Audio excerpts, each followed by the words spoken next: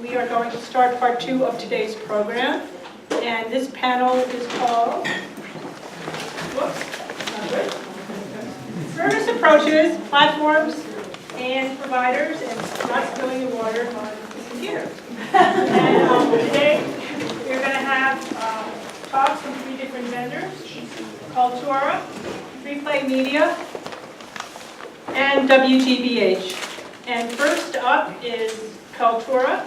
I'm going to introduce Jeff Rubenstein. Jeff Rubenstein is the VP of Global Product Strategy for Kaltura. He has held senior roles in a number of educational, publishing, and technology companies, including 2U and Wimba, prior to the Blackboard acquisition. He's passionate about the open standards movement and is the liaison for Kaltura with the IMS Global Consortium and other educational standards bodies.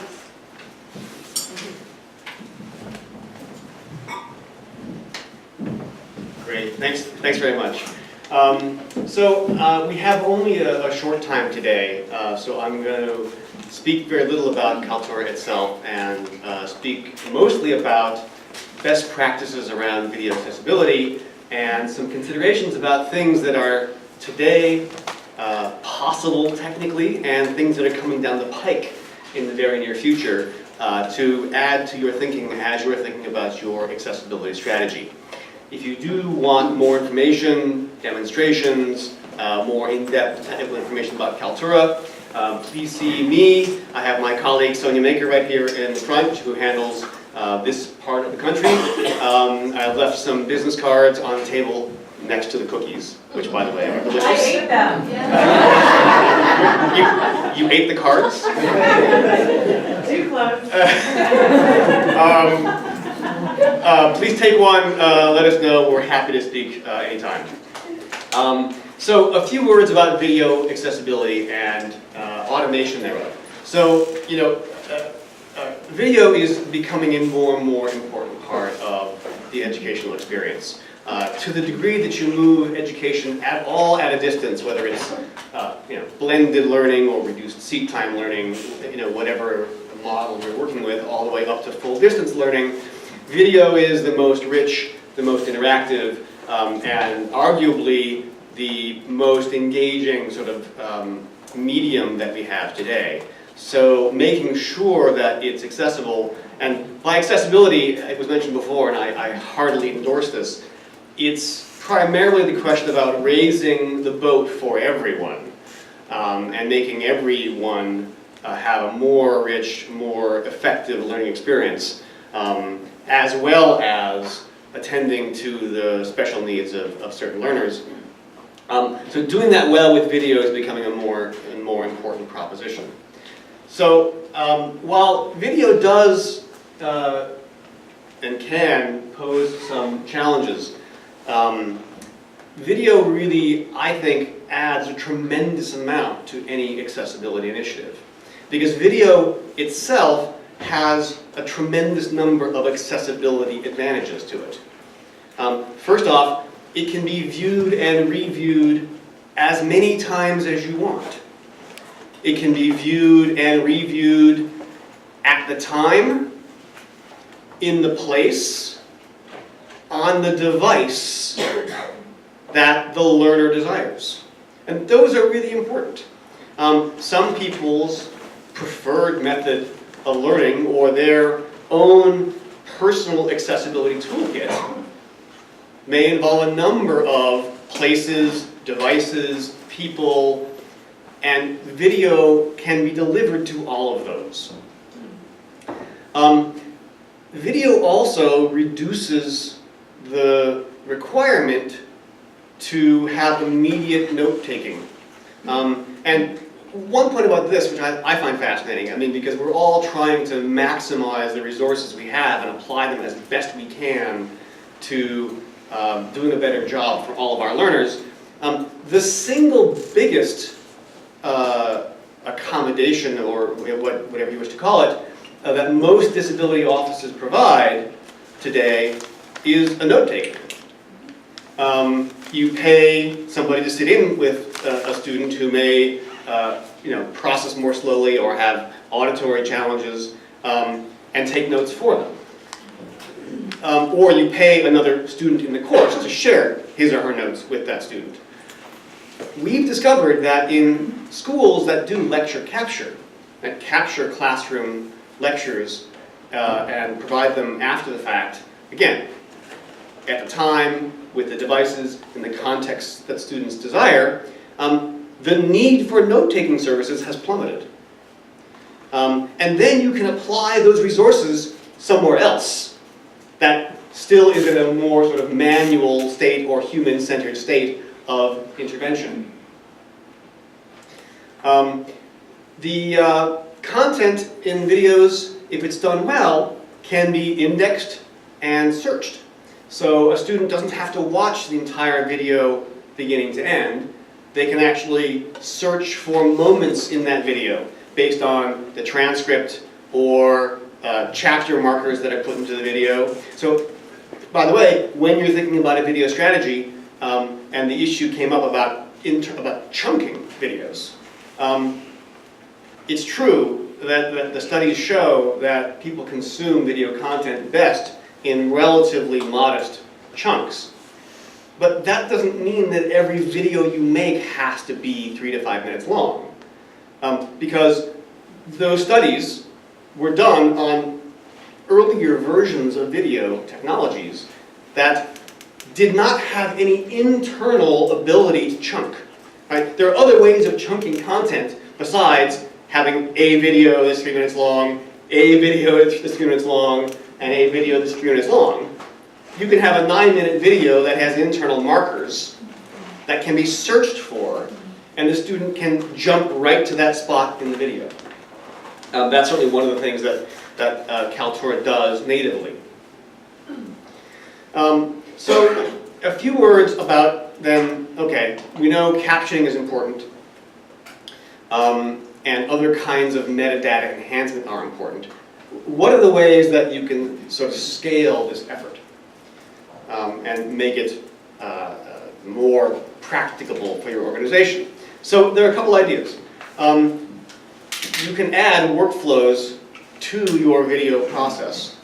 And they can be workflows whereby the transcript is made up front.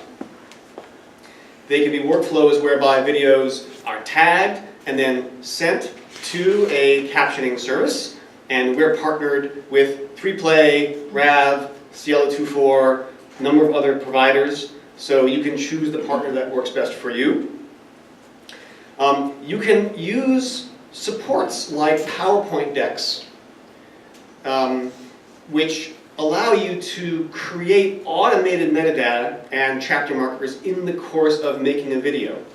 I'll show you an example in a moment, but the idea is this, is that if you're presenting with a PowerPoint deck, we can track the points at which you change the slides, and then thumbnail the image of the slide, and grab the metadata, the text, off of that slide, and make it searchable.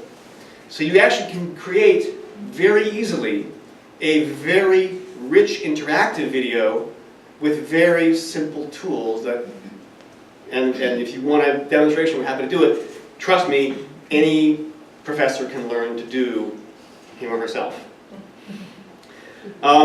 So there's adding workflows, there's adding as much metadata as you can at the point of authoring, because it is a little more time-consuming, both human and resource, to do it after the fact. Third idea is reuse, don't necessarily re-author. And this is where you guys are especially important. I won't pretend to understand all the points of intersection, which I'm sure vary by institution and maybe even by department, between the teaching and learning functions of the university and the library functions of the university. But the whole point of having a video management system, and this is one thing that distinguishes a system like Kaltura from YouTube, which is, YouTube is great, by the way, for simply video delivery, right? And by the way, the automated captioning, you know, is as has been said before, okay, not really what's needed for accessibility purposes, but you know, it's certainly better than nothing. But YouTube isn't a video management tool. It doesn't allow you to easily take this video asset and redeploy it, remix it, repurpose it into all the contexts in which that video has value. So you may want to say, hey, all the lecture capture videos that we create at our institution, they live here. And then they can be reused year after year. They can be re-put in different places for different purposes. For instance, you may have needs to have videos in your recruiting function, where you want to take a video that was maybe captured in a lecture or created by a professor and put that on your recruiting site so students can see what it's like to take a class at your campus if they can't come for a campus visit. Or maybe they never will come to campus because they're a distance-only student. We're seeing lots of digital transformation of the alumni experience in many of these campuses now, because keeping alumni affinity high with the campus is an important source of moral and certainly financial support for institutions. And personally, I have degrees from a couple of institutions, and a few of them are less far along in their digital transformation, and I still get a 4-color glossy magazine from them 4 times a year that I throw away. And a few of them have a digital alumni experience where I log in and I get access to an alumni MOOC that is the lecture capture videos from American History 101 that I love watching. And I feel really like I'm still part of that campus because I'm able to sit in virtually on these campus courses that I certainly can't go there anymore. I live 2,000 miles away to take. The library, the reserve reading room digital transformation, right? Lots of these functions you touch more or less. And so thinking about how you want to manage these very valuable assets that have use in lots of functions around your campus is an important thing to consider. And the accessibility features I'm talking about transfer to all those functions. So if you caption a video while it's being captured and being delivered to your students with a transcription, that when you move that to your recruiting site, it will be equally as accessible. Or to your alumni site, and it will be equally as accessible. So you can reuse. You don't always have to re-accessibilize. Sorry. Verbing weird language. Your content. And then, of course, crowdsourcing, which a number of folks have touched on here and there, but you have a number of resources on campus who can help do some of this work, and finding a workflow that brings them in is a very useful thing. Okay, a couple of special considerations that I want to put in your heads, because some of these are here today, and some of these are not here today but coming very soon. But these, I think, are important to consider in terms of accessibility, both specifically for individual needs, but also writ large. First off, translations. So almost all of these captioning services will also do translations. Now, lots of folks mentioned earlier that, and it's true, I do too, I watch TV with captions on. My hearing is okay, but my audio system sucks. So, but look, a lot of you probably have decent-sized either Spanish-speaking or Chinese-speaking or Vietnamese-speaking populations, and these captioning services will render translations which the user can then choose which they see. And maybe they want to go back and forth between maybe the French they're learning and the English that they know, or vice versa. Speed selection. This is incredibly important. And in the Kaltura player, we allow the user to choose, if this button is activated, which is up to your administration, but it's there, at which speed they watch. People with who often use screen readers, if you ever watch them, they can consume audio content at an unbelievable rate. And they often want to watch, or people who know the material well, but just want to watch it faster, right? Or slower. Again, to adapt to the user's best understanding of that content. I'm getting a sign, I know I can talk a lot. And lastly, this is also really important for accessibility. Kaltura allows you to put attached documents onto a video. So if a diagram needs to be readable in a certain type of screen reader or assistive device, like a geometry figure, right? You can upload that PDF. It lives with the video and travels with the video wherever it goes. Finally, because Kaltura can do multi-stream video, you can do insets, which are secondary video streams or PowerPoint decks, so you can have sign language interpreter in the corner, if you like. We do, in fact, support, as we mentioned a couple times, alternate audio description tracks. So if you want to have a description of what's happening in the video, we support that. And because we're an open API-based platform, we can integrate with any upcoming cognitive service, of which there are many. And one of the ones that's coming out very soon, again, it's not a Kaltura service, but it's one we'll integrate with, is things like strobe detection for photosensitive epilepsy. This is actually an accessibility issue. And it's the kind of thing that as new technologies for analyzing what happens inside a video frame develop, we'll integrate with those and make sure that we can always bring you the cutting edge and the best of what's there to make sure your videos are accessible to those who need it and help raise the bar for all of your learners. If you want more information, please see myself or Sonia after, and thanks for coming.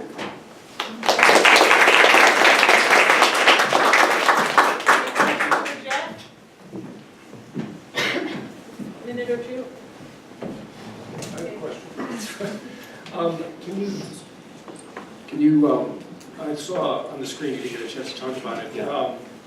Can you talk a little bit about multiple audio tracks and how those work in the Kaltura code? Sure.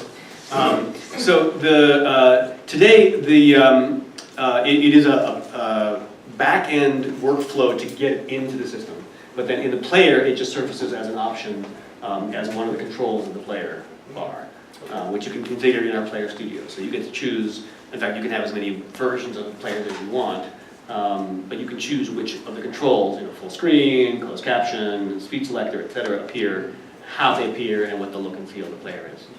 How many multiple tracks does the player support? Today, just one alternate track, which will be the audio description. Okay. Okay, thank you very much. Now we're going to move on to 3Play Media. I'm going to introduce Lily Bond. Lily is the Director of Marketing at 3Play Media, which provides closed captioning and audio description services to make video accessible, searchable, and more engaging. Lily is responsible for promoting 3Play Media's brand, as well as the importance of closed captioning and video accessibility. Lily has authored numerous papers and over 100 articles on the topic of closed captioning, accessibility laws, audio description, and emerging standards, and often speaks on this subject. She lives in Cambridge, Mass, yay Cambridge, and has been at 3Play Media since 2014.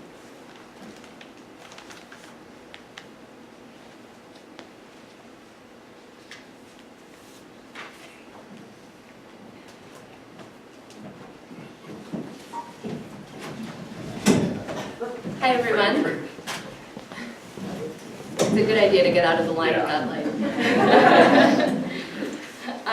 I am Lily from 3Play Media, and I am excited to be here today. I love talking about accessible video, and the way that we think about it is that making video accessible really makes video better because it's part of this universal design concept, and it really helps all learners better engage with and retain the information in video. Feel free to reach out to me anytime if you have questions. My email is up on the screen. It's lily@3playmedia.com. If you have any questions or just want to talk about video accessibility, I'm happy to do that. So I wanted to start by looking at some trends that we're seeing in video and in accessibility, because I think that the way that we consume video is really changing. So these are some stats that I like to start with. More video is uploaded to the web in 1 month than TV has created in 3 decades. So the speed at which we're producing and consuming video is just rapidly increasing. 80% of the world's internet traffic will be video by 2019, which is coming up very soon. And 78% of people are watching videos online every week. So looking at the context of video, I want to talk about the context of accessibility. 71% of people with disabilities leave a website immediately if it's not accessible. And 48 million Americans are deaf or hard of hearing, and 24 million Americans are blind or low vision. And so between the deaf, hard of hearing, blind, low vision populations, that's 30% of the population. And a lot of these people are in educational contexts. Another trend that we're seeing, does anyone know what these companies have in common? Boycotted?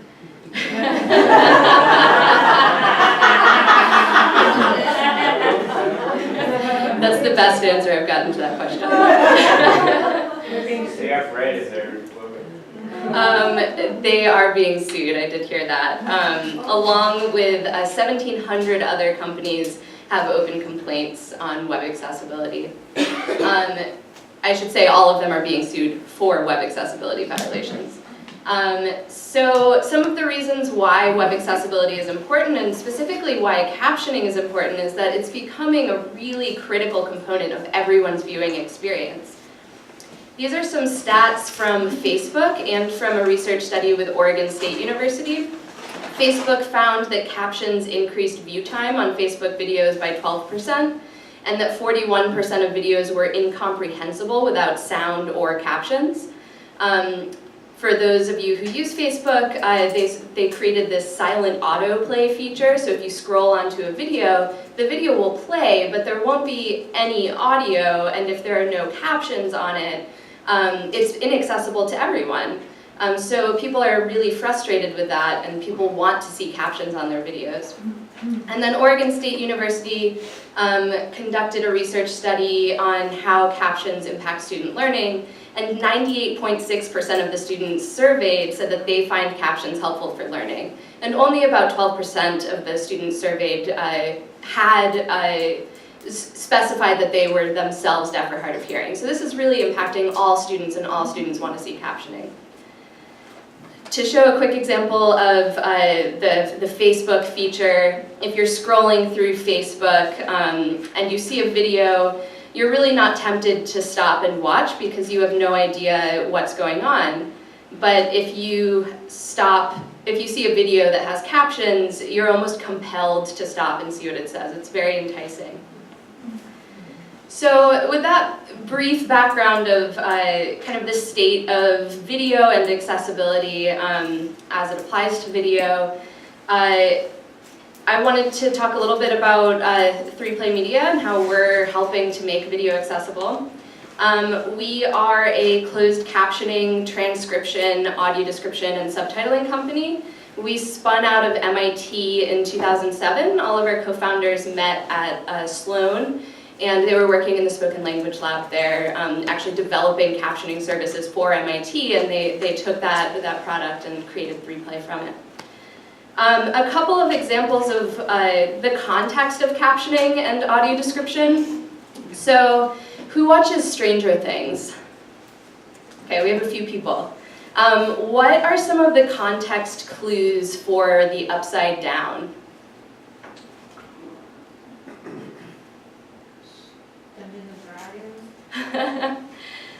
So when in Stranger Things, there's this, the upside down is this like alternate world, and when you're about to experience the upside down, all of the indicators for this scene are visual and auditory, and there's no speech.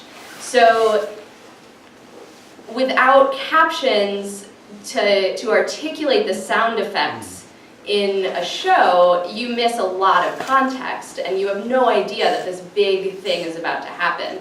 So captioning not only transcribes the spoken word in a video to create a textual representative of it, it also includes really important things like sound effects and speaker identification so that you give that same context to a viewer who's only watching with captioning. So with this caption of static crackling on the radio, feedback whines, you get the context that something's about to happen. And the same thing goes for audio description. Audio description narrates the relevant visual information in a video so that it's accessible to people who are blind or low vision. And so another context clue for this big transition in Stranger Things is that lights start flashing. And if you don't have that clue, then you don't know that this big thing is about to happen. So audio description would be an audio track. So when you see a scene like this, the audio description would say, the Christmas lights flicker wildly, Joyce turns around in horror, and you know something's about to happen.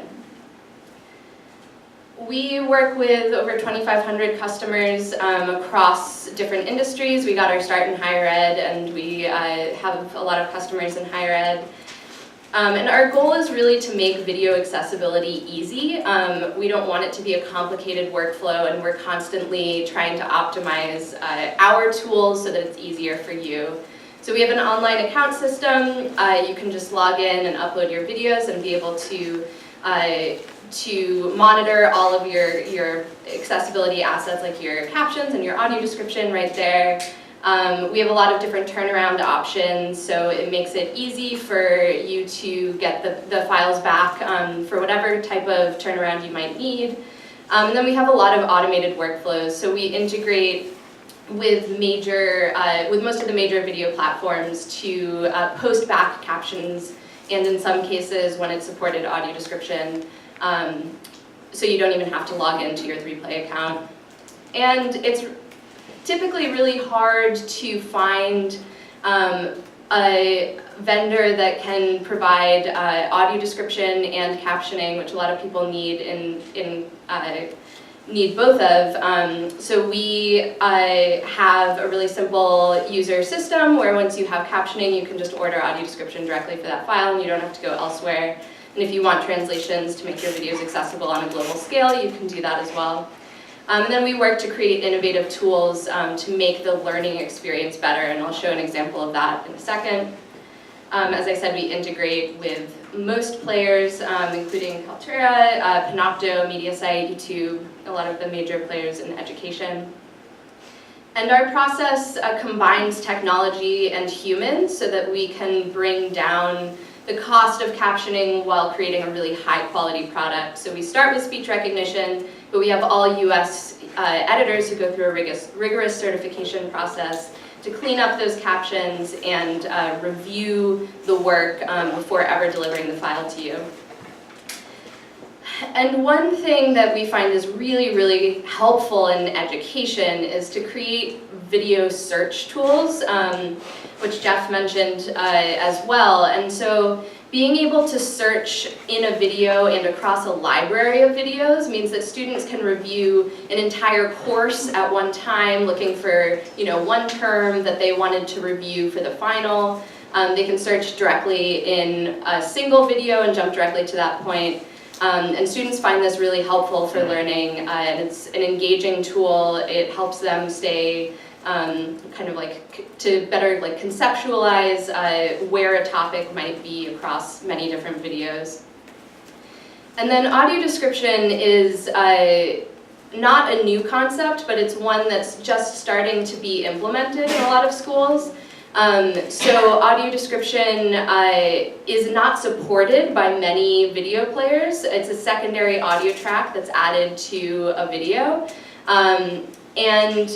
So we created an audio description plugin, which is just a single line embed code, just like you would embed a YouTube video, and that will play the audio description along with your original video embed. So if you're using a YouTube video, a Kaltura video, you can just embed that one line embed, and it'll include both your video and your audio description plugin, and it'll reference the video. And we can also do extended audio description. So if there's a lecture, and it's a physics professor, and they have a lot of diagrams drawn on the board, and they do not pause at all in their dialogue. You can actually order extended audio description, and we'll reference your video player, pause the video when we need to describe something, and that way you can describe sufficiently the visual information that needs to be out there. And that is all that I have.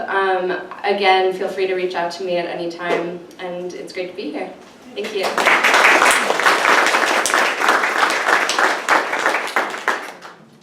right, any questions for Lily, Replay Media? I have a question. What about video description? Have you been asked about that? Audio description and video description are the same Okay. concept. There are a lot of different ways that people refer to it. Audio description, descriptive video, video description. Okay. Yeah, so it's starting to come up a lot, and you can either provide an audio track, like I mentioned. A lot of people are also working with descriptive transcripts, which include the description and the transcription in one Word doc. Any other questions? If not, I have one more. What is the speech to text recognition software that you're using? So we work with a couple of different speech recognition vendors, and then we have a lot of machine learning built on top of it, so it's a proprietary system. Okay. All right, excellent.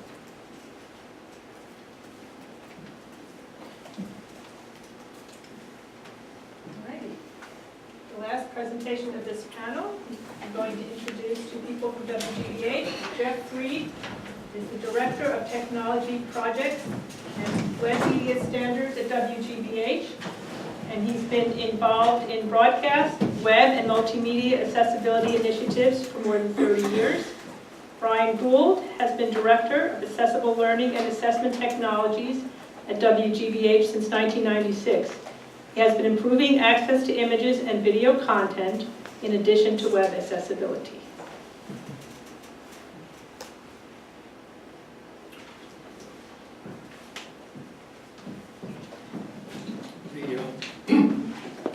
Hi, everybody. Can you hear me okay?